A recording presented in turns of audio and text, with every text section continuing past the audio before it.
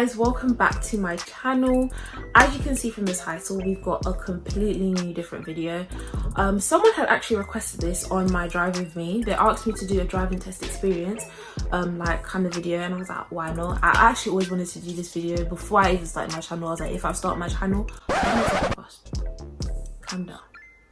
If I start my channel, this is something I want to do.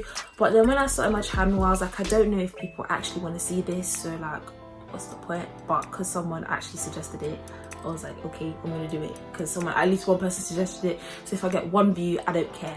But before we get into the video, please make sure that you like this video, comment any suggestions that you have, anything that you would like to see, any questions that you may have. Make sure you subscribe. The subscribe button is free, and you'll always be in touch every time I drop a new video. But without further ado, let's get on with the video. Right, so I'm guessing you clicked on this video because 1, you're learning how to drive, you started your lessons, 2, you're in the process of learning how to drive, or 3, you might just be curious. I'm just going to be telling you guys my experience and how things worked for me. So background, I passed my driving test 2018 on the 29th of August, so I've had my license for nearly coming up 2 years. So I'm going to be starting off, I'm going to be breaking it in different parts of this video. So I'm first going to start off with your theory test, the practical test, and then like passing, getting a car and everything. And I'm gonna be walking through this with you, okay? I'm gonna be walking through this with you. When I did my theory test, I only used one app. You're thinking, what? One? I didn't even pay for it. It was what? It was free. It was a free app, and I passed first time with my theory test. That was the only app that I used. I tried all the other apps, I didn't like it. So that was the only app that I used, and it was called Theory Test Juniors. Don't know if it's still called that, but I will link it down below. This is how it looks like. I will find it on the App Store. I'm pretty sure it's also on Play Store, but that's what I used. And it's kind of like a mock exam style question. That's the only way that I can learn, even through education. The only way that I can really memorize things is by doing mock exam questions.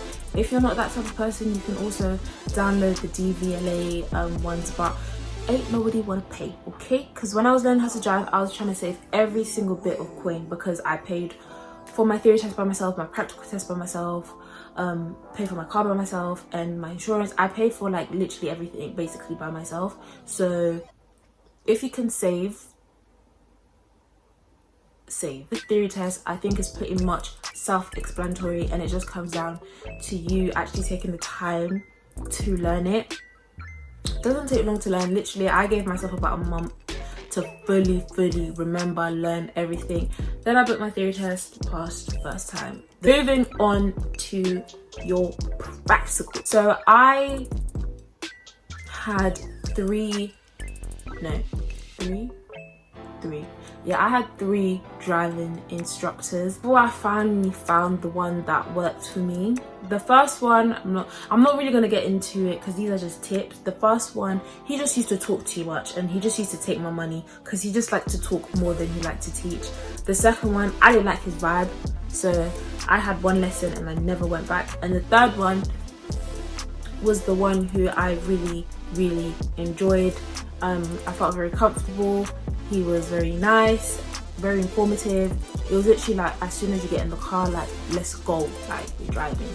So finding driving instructors, for some it may be difficult, for some it may not. If you need help finding driving instructors, I would suggest going on Google. That's what I did. Or if you have family members who have previously passed, I would suggest asking family members who live around your area what driving instructor they used. It's always better using driving instructors through word of mouth, because you know that there's like reviews and stuff.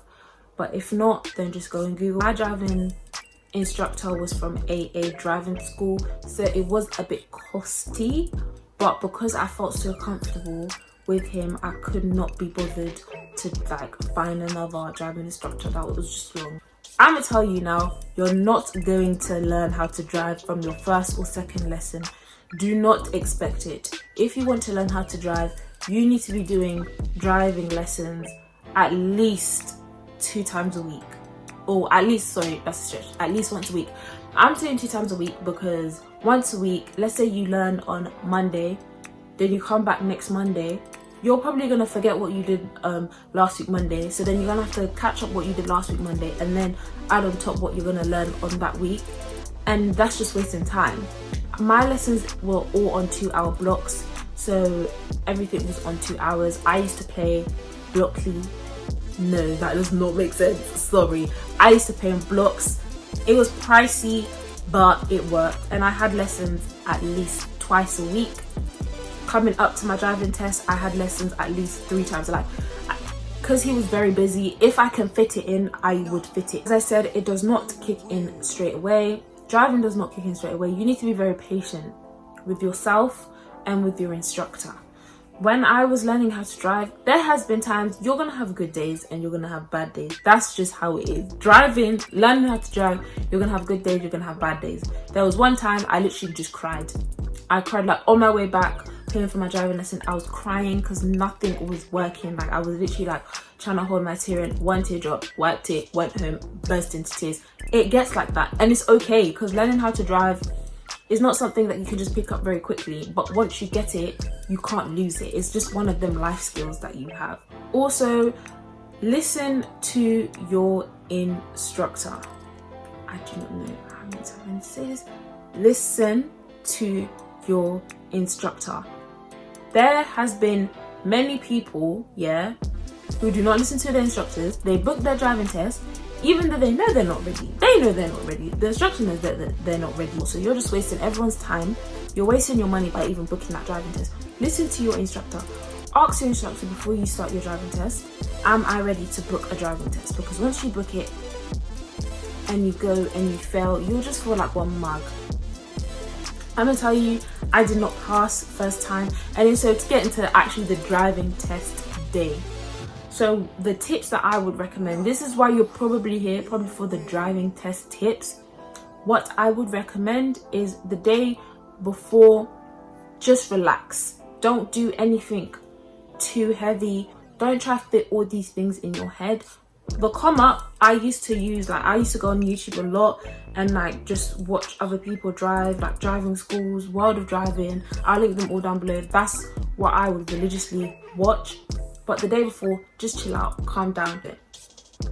On the actual day, eat breakfast. I would suggest eat breakfast, get as much energy as you can.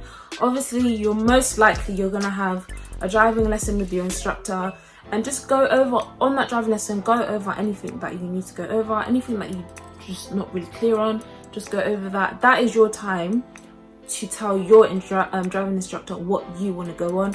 My instructor that day, I don't remember, I think I told him I wanted to go over roundabouts, and all we did was roundabouts, because that's just what I wanted to do. Go in accordance to what you feel comfortable with. On the actual driving test, I can't tell you how you can act, because at the end of the day, you're just gonna feel how you feel. You can watch as much YouTube videos as you want, but when you get to your driving test and you're sitting in that car, you're not going to be thinking about anything but just doing the best that you can. My first driving test was absolutely horrible. I failed. I think it was like the last 10 minutes of the test, I failed because I just had loads of anxiety going on. My foot was like on the clutch. Like, how the hell are you even going to find the biting point when your foot is going on the clutch? Like, there was just too much going. Just treat your driving test how you would be with your instructor. Literally drive how those are the driving test tips that I would suggest. I will link down like stuff that I used to watch before I started my driving test. That's what really helped me. But as I said, if you fail first time, like, it's okay. It's actually okay. It's fine if you fail first time, because you can do your driving test as much as you want and you're gonna pass. At some point you're gonna have to pass. Moving on to the third thing. So I'm guessing you've now finally passed your driving test. Congratulations, you deserve it. Congratulations. And you're now probably looking to like buy a car, insurance, and this and that and that. I'm gonna tell you my experience. So I actually got a car before I passed my driving test, which made it even worse when I failed first time, because my car was just sitting there and I would look at it and I can't drive it because I don't have my license and it was just long. If you're looking to buy a car, your first car, I always suggest at least a used car. If you want to get a new car, then that's fine, but I would probably suggest at least a used car, because more than likely you're still learning how to drive. I believe when you pass your test and then you start driving on the roads by yourself, that's when you're fully becoming a driver. That's when you're fully learning how to become a driver, because it's all fun and games having your instructor next to you. He has like the brakes and the clutch and everything, he can stop and stuff, but when you are driving by yourself, you are driving by yourself. So if you mess up, that's now, let's say now you've got your car, insurance. A lot of people will be scared here. All fun and games buying a car, but you cannot go anywhere without insurance. And insurance, as you know, for young drivers is not cheap. Insurance is one of the biggest scams to this day that I have to pay for. What I always suggest is, if you can get a black box, do it, because it does make insurance cheaper. I never had a black box. I just don't like black boxes. I don't like the idea of black boxes. I just feel like it's just nah. I would rather just pay the money than have a black box. So that's what I did. I didn't have a black box. Again, I don't like the idea of a black. Secondly, if you are able to, add your parents as a second driver. Never add your parents as the policy holder of the insurance or the main driver. Do not do that.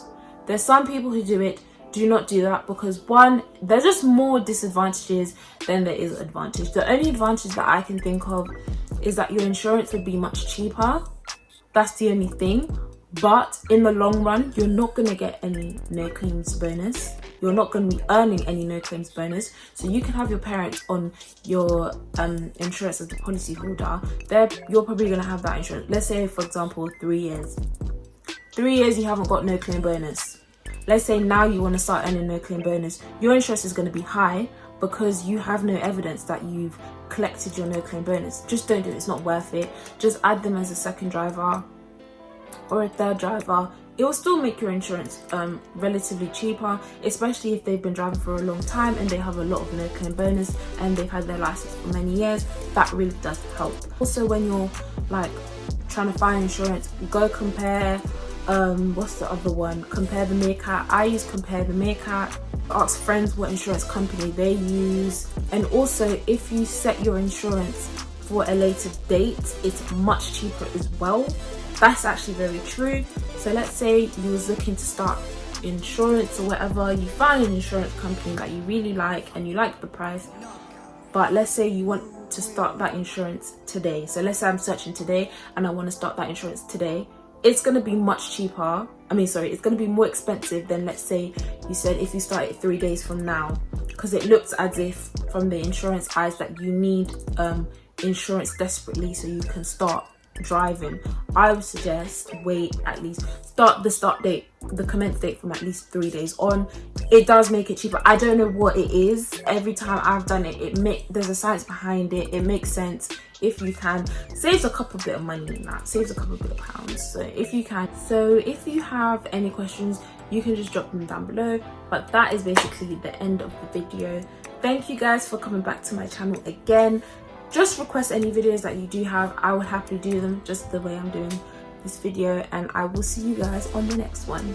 Bye guys.